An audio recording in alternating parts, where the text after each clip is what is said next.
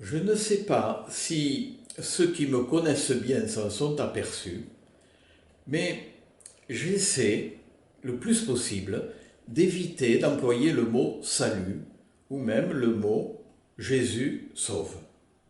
Pourtant, voilà des mots bien précieux de notre tradition chrétienne. Oui, précieux. Mais ils sont comme des vases de grand prix dans lesquels le contenu s'est évaporé. Et je remarque que chez beaucoup de gens, même des pratiquants, ces mots-là n'ont plus beaucoup de sens. Il y a d'autres mots aussi qui sont difficiles. Par exemple, de dire que Jésus nous rachète, c'est une belle expression. On rachète un captif, il nous libère. Mais attention, ne faisons pas de Dieu un preneur d'otages qu'il faudrait payer. On dit, Jésus a payé le prix du sang. Oui, c'est vrai, c'est beau. Il a donné sa vie jusqu'au bout, jusqu'au sang. Mais attention, ne faisons pas de Dieu quelqu'un qui aurait besoin du sang de son Fils pour nous pardonner.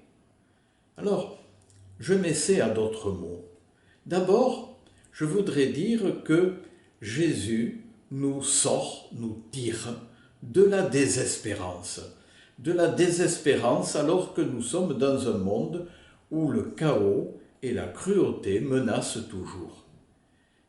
En effet, en regardant certains aspects de la vie de notre monde, il y a de quoi être dans le désespoir. En regardant ce qui s'est passé pour le procès, la condamnation, la mort de Jésus, il y a de quoi désespérer. Et pourtant, quand je regarde comment Jésus a traversé cette passion, je me dis que la désespérance n'est pas permise. Car je vois en Jésus celui qui, d'une certaine manière, domine ses adversaires, qui d'une certaine manière ne se laisse pas écraser par la bêtise, la cruauté, l'injustice des humains.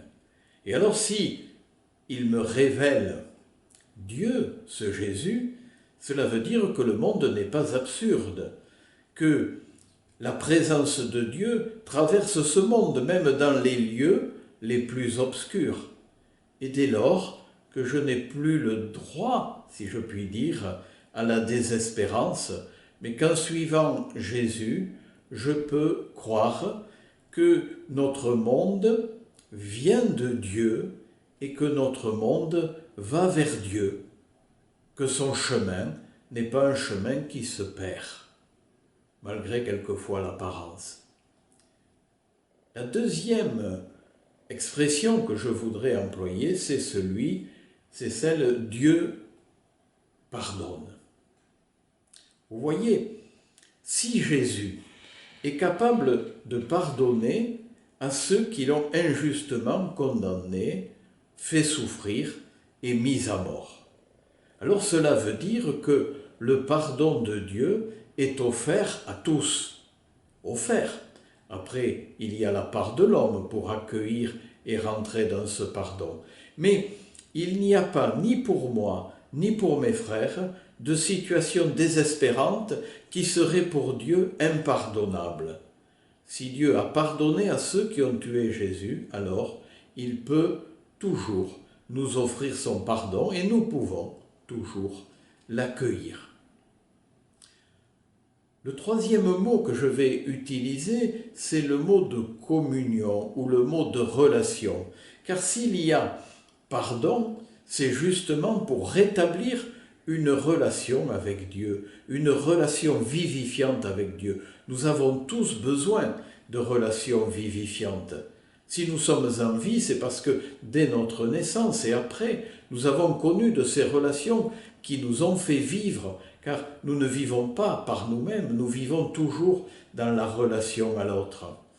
Eh bien, Jésus est venu justement rétablir, approfondir cette relation vivifiante avec Dieu, cette relation où nous recevons de Dieu ce que j'aime appeler la vie vivante, c'est-à-dire la vie qui me fait vivre aujourd'hui, mais qui est tellement puissante qu'elle peut traverser le mal, traverser la mort, et qu'elle pourra me faire vivre au-delà même de ma mort, comme Jésus a pu vivre au-delà même de sa mort par la résurrection, le relèvement que son Père a opéré pour lui et qu'il opérera pour nous. Autre question, est-ce que Dieu intervient dans les lois naturelles pour guérir une maladie, arrêter une épidémie, éviter un accident, etc.